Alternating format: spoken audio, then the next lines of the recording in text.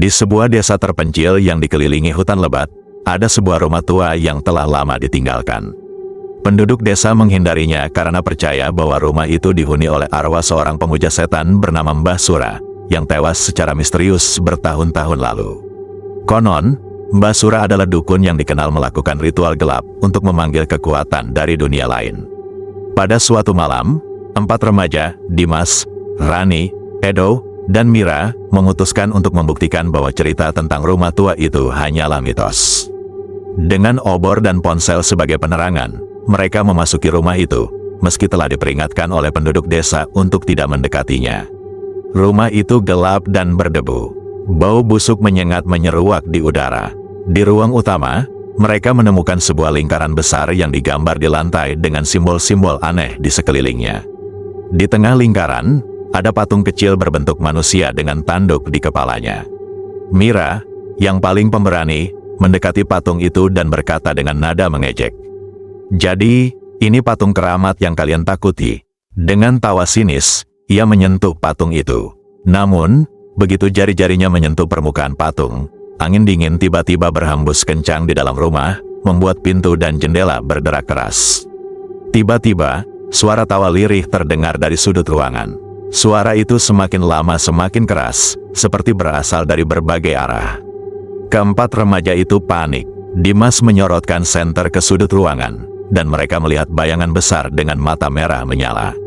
Bayangan itu bergerak mendekat, menyeret tubuhnya dengan suara berdecit seperti kuku tajam menggores lantai. Keluar dari sini, bayangan itu berbicara dengan suara parau yang menggema. Namun, pintu yang sebelumnya terbuka lebar kini tertutup rapat, seolah-olah dikunci oleh kekuatan tak terlihat. Rani mulai membaca doa dengan gemetar, tapi suara itu tertawa lebih keras. "Doamu tak akan menyelamatkanmu di tempatku," katanya sambil menghilang sejenak. Lalu, satu persatu, keempat remaja itu merasakan sesuatu merayap di tubuh mereka, seperti tangan tak terlihat yang mencengkeram erat. Dimas mencoba memecahkan jendela, tapi kaca itu seperti baja, tak bisa dihancurkan. Sementara itu, Mira mulai merasakan sesuatu yang aneh. Tubuhnya bergetar hebat, dan matanya berubah hitam pekat. Dengan suara yang bukan miliknya, ia berkata, "Kalian telah membangunkanku, dan sekarang kalian semua milikku." Mira tiba-tiba tertawa histeris, dan tubuhnya melayang di udara. Dari mulutnya, keluar suara-suara aneh yang tak bisa dimengerti. Rani menangis keras, sementara Edo dan Dimas hanya bisa terpaku ketakutan. Lingkaran di lantai mulai bersinar merah menyala, dan patung kecil itu meleleh menjadi cairan hitam yang menyebar ke seluruh ruangan. Dalam hitungan detik, bayangan hitam itu muncul lagi, kali ini jauh lebih besar. Ia mengulurkan tangannya ke arah keempat remaja itu. "Selamat datang di dunia kegelapan," ucapnya dengan suara menggelegar. Keesokan harinya, penduduk desa menemukan rumah itu kosong. Tak ada jejak keempat remaja tersebut. Namun, di lantai ruang utama, ada 4 bayangan yang tercetak di lantai, seolah-olah tubuh mereka telah menyatu dengan rumah itu. Sejak malam itu, suara tawa dan bisikan lirik sering terdengar dari rumah tersebut, seolah-olah keempat remaja itu kini menjadi bagian dari kegelapan yang mereka coba tantang. Dan Mbah Sura, konon, ia tersenyum puas di dunia lain, karena telah mendapatkan 4 jiwa baru sebagai persembahannya. Beberapa hari setelah hilangnya Dimas, Rani, Edo, dan Mira, desa itu kembali dilanda ketakutan. Rumah tua Mbah Sura semakin sering mengeluarkan suara-suara aneh di malam hari, tawa histeris, langkah berat, dan bisikan lirih yang seolah-olah memanggil nama seseorang. Penduduk desa, yang sebelumnya hanya merasa takut, kini dihantui rasa bersalah karena tidak mampu mencegah kejadian tersebut. Suatu malam, seorang pria bernama Surya, seorang pemburu dari desa tetangga yang dikenal pemberani, memutuskan untuk menyelidiki rumah tersebut. Ia tidak percaya pada cerita-cerita supranatural dan merasa dirinya cukup kuat untuk menghadapi apapun. Dengan membawa senjata tajam dan lampu minyak, ia masuk ke rumah itu, diiringi tatapan takut penduduk desa yang memintanya untuk membatalkan niatnya. Begitu melangkahkan kakinya ke dalam rumah, suasana berubah drastis. Udara di dalam rumah terasa jauh lebih dingin, seperti di tengah musim salju. Bau busuk yang mengerikan menyeruak, membuat Surya hampir muntah. Ia menyalakan lampu minyaknya dan mulai menyusuri ruangan. Di lantai, ia melihat lingkaran merah menyala yang masih ada di ruang utama, namun sekarang tampak lebih besar dan bercahaya seperti bara api. Tiba-tiba, lampu minyaknya berkedip dan hampir padam. Dari sudut ruangan, terdengar suara yang sangat familiar. Suara seorang gadis memanggil, "Tolong, tolong aku." Itu suara Mira. Surya menoleh cepat, tetapi tidak ada siapapun di sana. Ia merasa ada sesuatu yang mengawasinya dari kegelapan. "Siapa di sana?" teriaknya, mencoba mengendalikan rasa takut. Suara Mira kembali terdengar, kali ini lebih dekat. "Tolong aku, Om Surya. Aku di sini." Lampu minyaknya berkedip lagi, dan untuk sesaat, ia melihat bayangan Mira berdiri di sudut ruangan dengan mata hitam pekat. Wajah Mira terlihat penuh luka dan darah, tetapi tubuhnya tetap diam, seperti patung.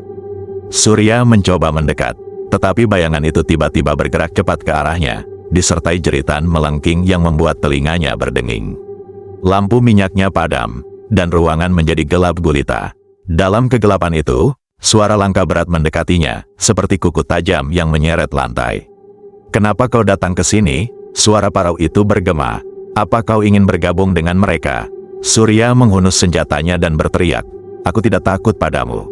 Tunjukkan dirimu." Tiba-tiba, seluruh ruangan menyala merah.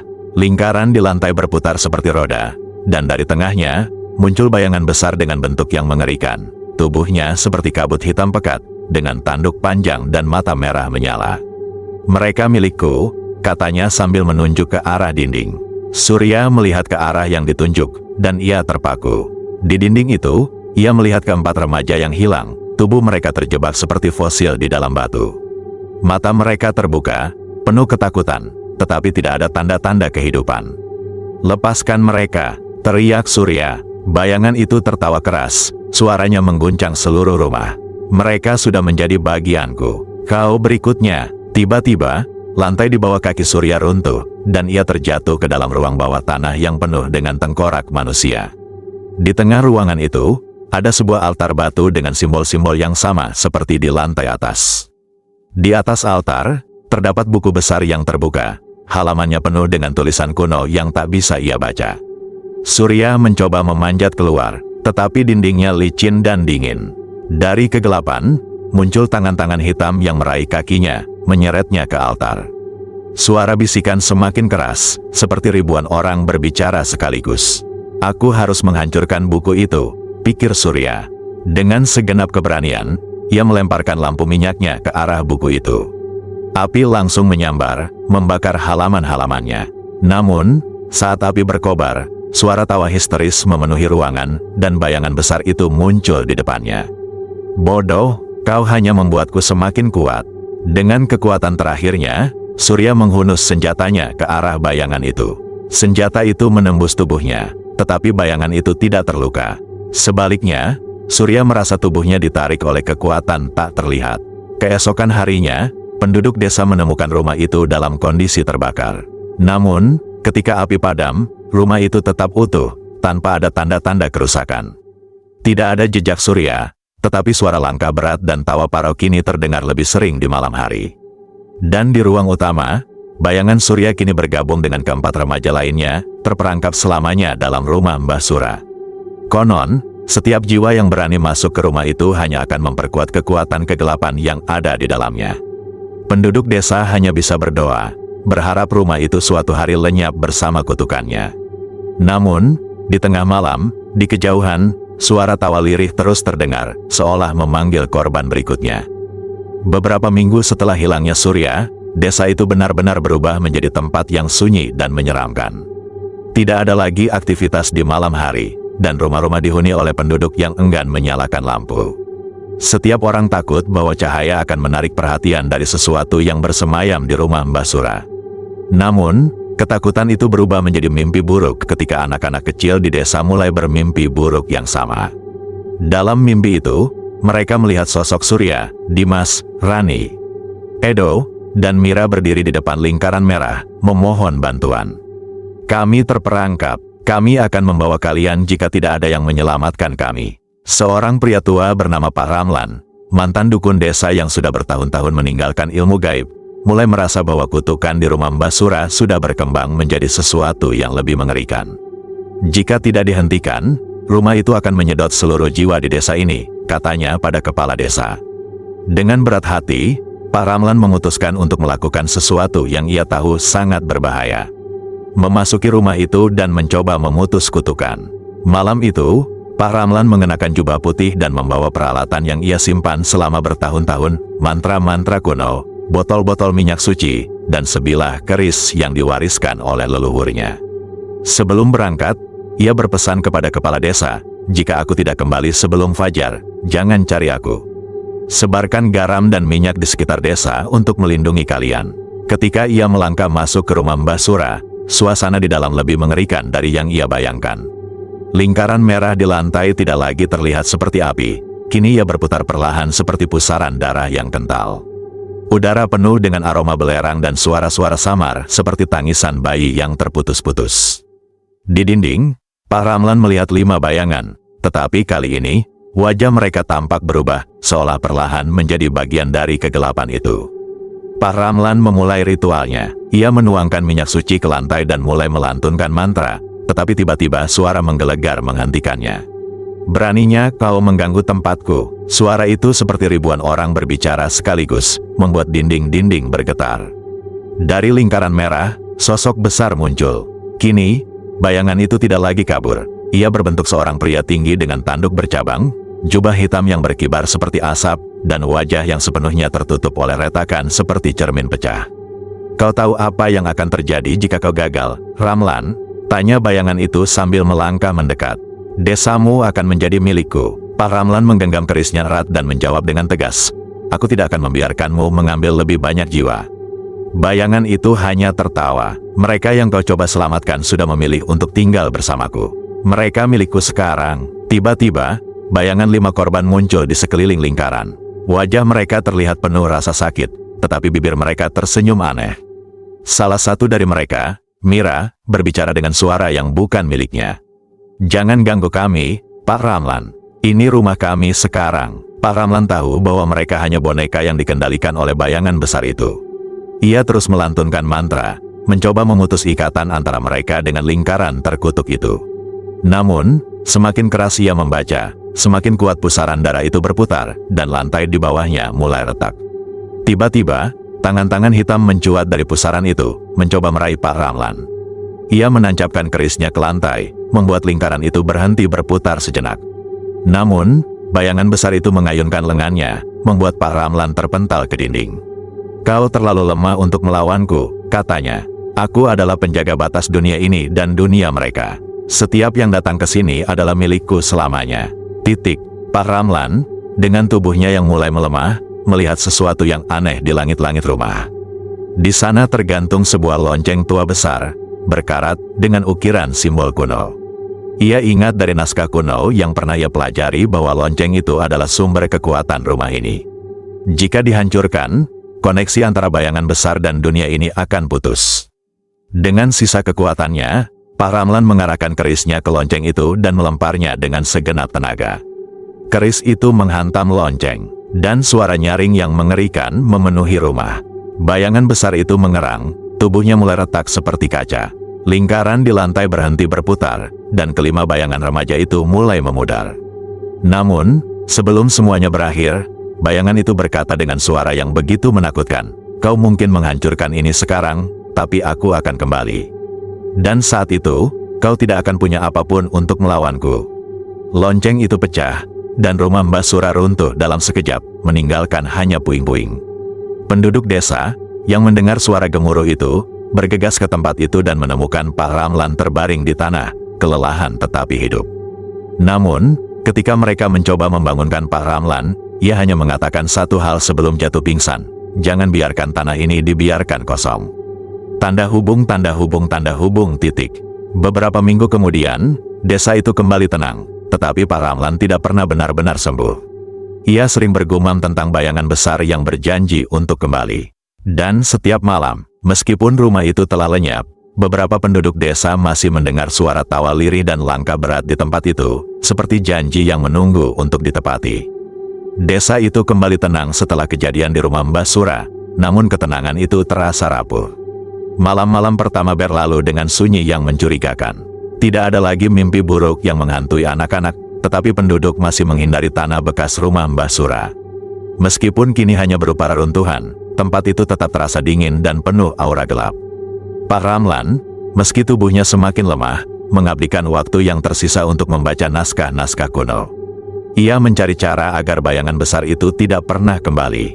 Pada suatu malam, ketika bulan purnama menggantung rendah di langit, ia memanggil kepala desa dan beberapa pemuka masyarakat. Kita harus menyucikan tanah itu dengan ritual terakhir, katanya dengan suara bergetar. Ini satu-satunya cara agar desa ini benar-benar bebas. Kepala desa dan para pemuka setuju, meskipun mereka tahu risikonya. Ritual itu membutuhkan seluruh penduduk desa untuk terlibat. Setiap orang, tanpa terkecuali, harus membawa benda yang memiliki arti penting bagi mereka, sebuah persembahan yang akan dikuburkan di tanah itu untuk menutup celah antara dunia mereka dan dunia kegelapan. Malam itu, langit gelap tanpa bintang. Bulan purnama bersinar redup di balik awan tebal. Penduduk desa berkumpul di tanah bekas rumah Mbah Sura, membawa benda-benda pribadi, cincin pernikahan, boneka masa kecil, hingga alat pertanian yang telah mereka gunakan bertahun-tahun. Pak Ramlan, dengan tubuh yang tampak semakin lemah, berdiri di tengah lingkaran. Ia membawa keris yang telah membantu menghancurkan lonceng tua itu. Ritual dimulai dengan doa bersama, dipimpin oleh Pak Ramlan. Ia memercikan minyak suci ke seluruh area, diikuti dengan lantunan mantra kuno yang suaranya menggema di udara. Namun, saat ritual mencapai puncaknya, angin kencang tiba-tiba berhembus, dan suara tawa mengerikan terdengar dari dalam tanah. Jadi, kalian pikir aku akan menyerah begitu saja? Suara bayangan besar itu terdengar lagi, lebih dahsyat dan memekakkan. Dari tanah, retakan muncul, dan asap hitam melesat keluar, membentuk sosok besar yang pernah mereka lihat di rumah Mbah Sura. Penduduk desa panik, tetapi Pak Ramlan berteriak, "Jangan mundur. Tetap dalam lingkaran." Ia kembali melantunkan mantra dengan suara lantang, meski darah mulai mengalir dari hidungnya akibat kelelahan. Bayangan itu mendekati Pak Ramlan. "Kau sudah terlalu tua dan lemah. Ramlan, tidak ada yang bisa menghentikanku sekarang." Suaranya mengguncang bumi. Tangan-tangan hitam muncul dari tanah, mencoba meraih penduduk desa, tetapi minyak suci yang telah dituangkan sebelumnya melindungi mereka. Pak Ramlan, dengan sisa kekuatannya, mengarahkan kerisnya ke tanah dan menusukkannya. "Dengan nama leluhurku, aku memutus semua koneksi dunia ini denganmu. Pergi dan jangan pernah kembali." Keris itu menyala terang, menciptakan ledakan cahaya yang menyilaukan. Asap hitam bayangan itu menjerit. Tubuhnya meleleh seperti lilin, dan akhirnya lenyap. Namun, Pak Ramlan terjatuh. Ia tersenyum tipis, lalu berbisik kepada kepala desa, "Tanah ini sudah bersih. Jagalah desamu." Setelah itu, ia menghembuskan napas terakhirnya. Setelah pengorbanan Pak Ramlan, desa itu kembali damai. Penduduk sepakat untuk menjadikan tanah bekas rumah Mbah Sura sebagai ladang kecil yang dipenuhi tanaman obat. Mereka percaya bahwa kehidupan baru di tanah itu akan menjaga kedamaian yang telah diperjuangkan dengan begitu berat. Malam-malam kembali tenang, tidak ada lagi suara langkah berat atau tawa menyeramkan. Anak-anak bermain tanpa rasa takut, dan lampu-lampu rumah kembali menyala hingga larut malam. Namun, di suatu malam, ketika seorang anak kecil melewati ladang obat itu, ia merasa angin sejuk berhembus lembut, membawa suara samar seperti bisikan. "Terima kasih." Anak itu tersenyum, seolah tahu bahwa itu adalah suara Pak Ramlan, penjaga terakhir yang telah menyelamatkan desa mereka dari kegelapan. Dan sejak malam itu, desa itu benar-benar damai dan tenteram, tanpa bayangan yang mengintai lagi.